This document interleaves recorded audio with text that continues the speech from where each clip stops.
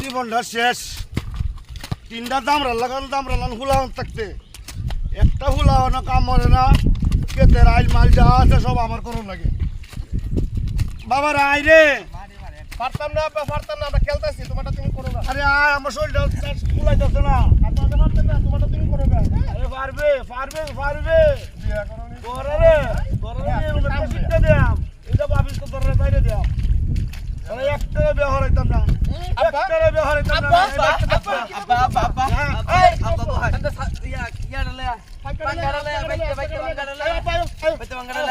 আদর করো না তোলা